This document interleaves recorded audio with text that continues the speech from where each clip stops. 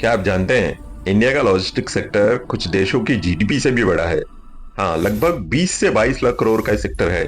और इसी में ऐसी स्पेस में एक कंपनी आईपीओ लेकर आ रही है।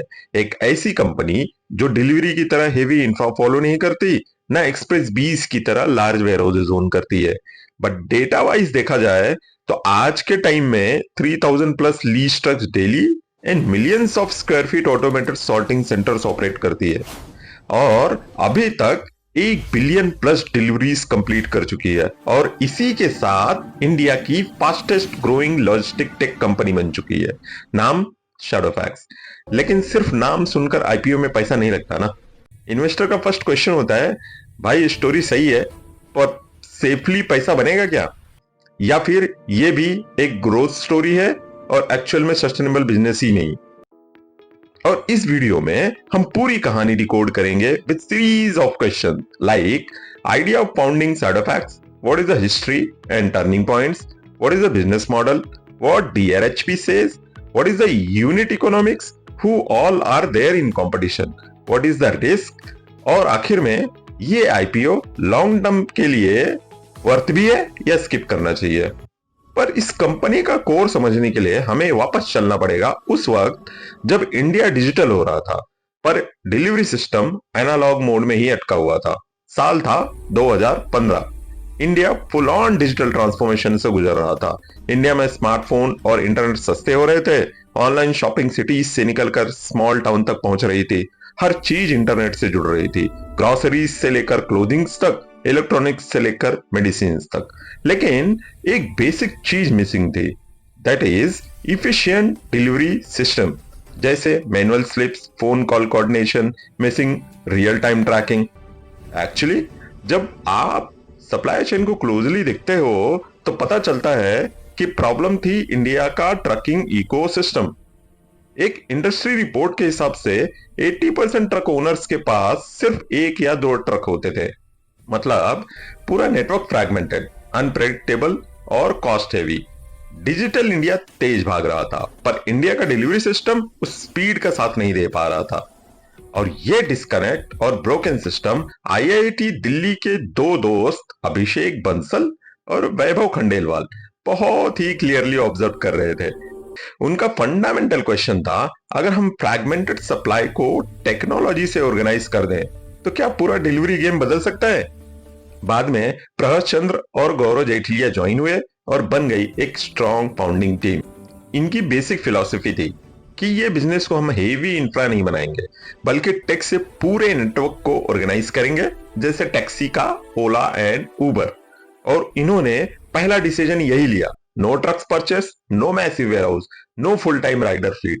इंस्टेड बिल्ड अ प्लेटफॉर्म जहां मर्चेंट ऑर्डर प्लग करे, राइडर्स ऐप पर ऑनबोर्ड हो जाए, अल्गोरिदम सो स्ट्रॉन्ग दैट की सिस्टम खुद बताए कौन सा राइडर, कौन सा पार्सल, कौन से राउट पे जाएगा, जिसे आज हम सोफिस्टिकेटेड लैंग्वेज में crowd source plus tech driven orchestration कहते हैं।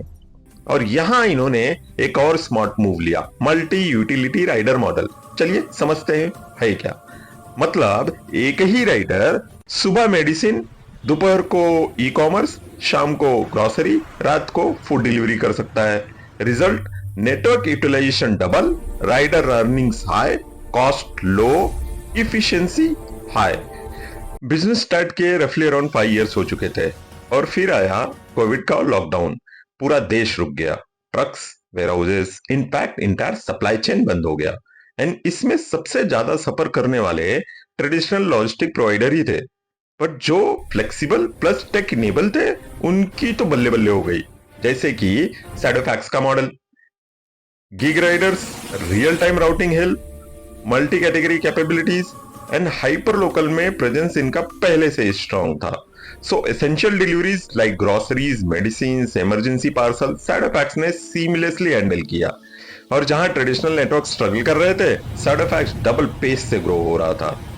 इसी फेज में इन्होंने $60 मिलियन की सीरीज डी फंडिंग उठाई और अपने ऑपरेशंस को नेशनल स्केल तक ले गए। यानी एक स्टार्टअप जो फूड डिलीवरी से शुरू हुआ था वो एक पैन इंडिया लॉजिस्टिक इंजन बन गया। लॉकडाउन के बाद भी मोमेंटम रुका नहीं। पिछले 10 साल में नंबर्स तो यही कहते हैं। चलिए सैडोफैक्स की जर्नी को एक छोटे सिंपल टाइमलाइन में समझते हैं। They founded the company in 2015 from Bengaluru. In 2016 Shadowfax entry लेता है ई कॉमर्स, फार्मेसी और ग्रोसरीज डिलीवरीज में। 2017 में कंपनी started operating in 100 plus cities. 2018 में फ्लिपकार्ट का साथ मिलता है और इसी साल $22 मिलियन की सीरीज सी फंडिंग भी। 2019 में सैडोफैक्स 100 मिलियन क्यूमुलेटिव ऑर्डर्स का माइलस्टोन क्रॉस करता है। फिर आता है 2020 का लॉकडाउन और रियल टर्निंग पॉइंट, और इसी हेवी डिमांड फेज में रेज होता है $60 मिलियन का सीरीज डी राउंड। 2021 आते आते नेटवर्क 7000 प्लस पिन कोड्स को टच कर चुका था। कंपनी हर कैटेगरी में अपनी ग्रिप स्ट्रॉन्ग करते चल रही थी। 2022 में कंपनी 1423 करोड़ का रेवेन्यू जनरेट करती है और सबसे इंपॉर्टेंट डिप इन लॉसेस। 2023 में रेवेन्यू जंप करता है 33% से और पहुंच जाता है 1885 करोड़ तक, और पहली बार शैडोफैक्स ई बीटा पॉजिटिव होता है। 2024 में शैडोफैक्स टोटल डिलीवरीज 1 बिलियन का माइलस्टोन क्रॉस करता है।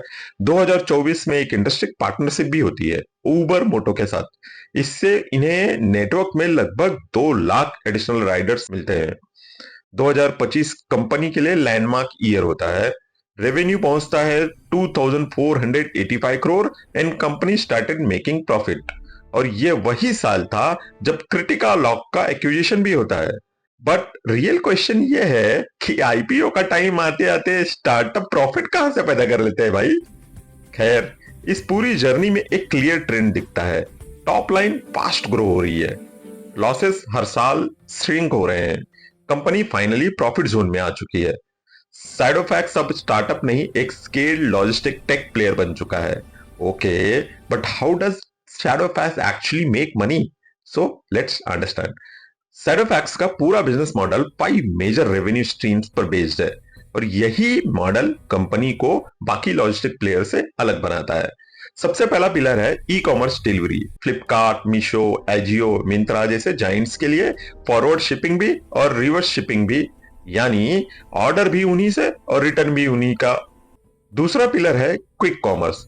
Zepto, Instamart, big basket now, ये कैटेगरी हाई फ्रिक्वेंसी होती है, मतलब राइडर्स पूरे दिन एक्टिव रहते हैं।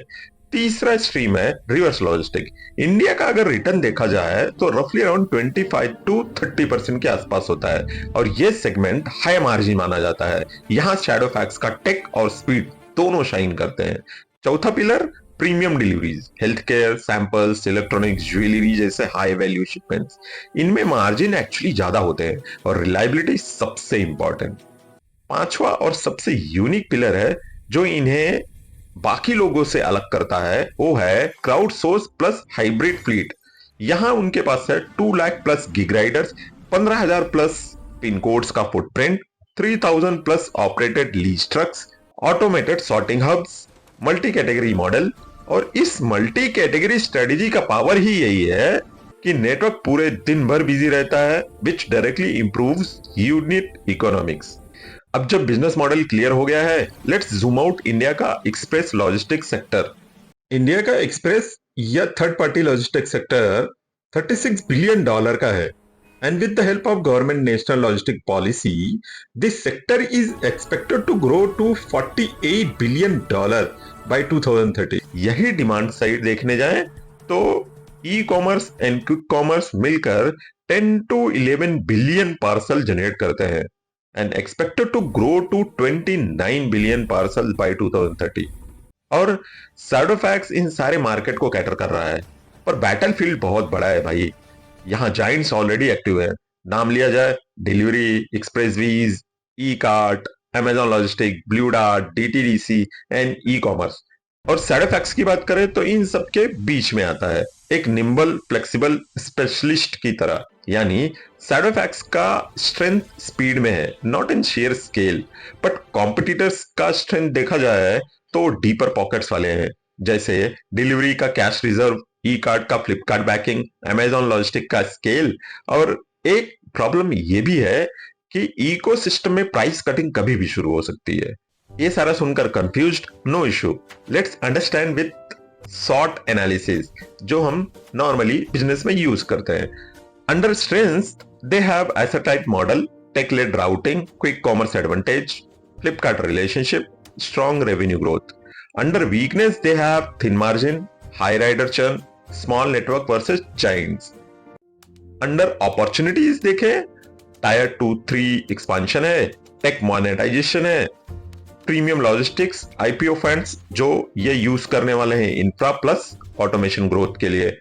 Under threats they have Delhivery, Ekart pricing और quick commerce, volatility, regulatory change for gig workers. In short, Shadowfax is a good operator but not yet a good business।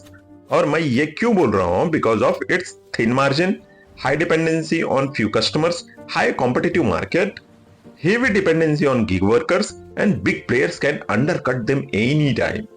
Now, fundamental question, what will the money be used for?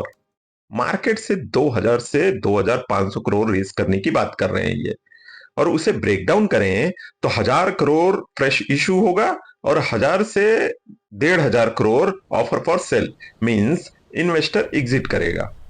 और DRHP के हिसाब से 1000 करोड़ का usage देखे तो mostly capital खरीदने में ही जा रहा है, जैसे 400 crore sortation plus infra expansion, tech and automation, EV fleet खरीदेंगे और कुछ पैसे वर्किंग कैपिटल के लिए रखेंगे। सो इससे ये समझ आता है भैया पैसे का यूसेज स्ट्रेटेजिकल है, ना कि कोई कैश आउट। बहुत हो गई कहानी, अब थोड़ा और नंबर्स में घुसते हैं और इनके फाइनेंशियल डिकोड करते हैं। सो रेवेन्यू वाइज देखा जाए तो 25 to 30% CAGR की ग्रोथ दिखती है, और यही प्रॉफिट साइड देखें तो जस्ट अभी प्रॉफिट करना स्टार्ट किया है। अभी तक टोटल फंडिंग उठाई है $234 million at the valuation of 712 million in 2025, और आईपीओ के लिए इंडिकेटिव वैल्यूएशन प्रपोज किया है रफली 8000 करोड़, जिसका प्राइस टू सेल्स रेशियो आता है 3 to 3.5x। सो इन्वेस्टर का क्वेश्चन इज, सस्ता है? मैं कहूंगा लॉजिस्टिक के लिए स्लाइटली एक्सपेंसिव है, बट जस्टिफाइड है अगर ग्रोथ सस्टेन करे तो। और यही यूनिट इकोनॉमिक्स के बारे में बात करें तो पर ऑर्डर रेवेन्यू आता है 55 to 60 रुपीज, ईबिटा ₹1 से ₹1.20 आता है। मार्जिन बहुत ही थिन है बट पॉजिटिव है एंड स्केलेबल है। आते हैं अपने लास्ट सेगमेंट में एंड रियल क्वेश्चन पे, is it a scam? I would say no. Is it a risky IPO? I would say yes. Short term listing gain पूछे तो sentiment plus anchor book plus pricing पर depend करेगा। Long term अगर आप believe करते हो कि logistic plus e commerce का बूम सही है, एसेट लाइट मॉडल ही फ्यूचर है, तो Shadowfax एक moderate risk high potential bet लगता है। एंड एनालिस्ट की माने तो high risk medium reward, fits only in aggressive allocation category, not suitable as a core portfolio IPO. So अगर आप मुझे पूछे तो मैं कहूंगा strong story, weak fundamentals, great execution team, but business model is fragile।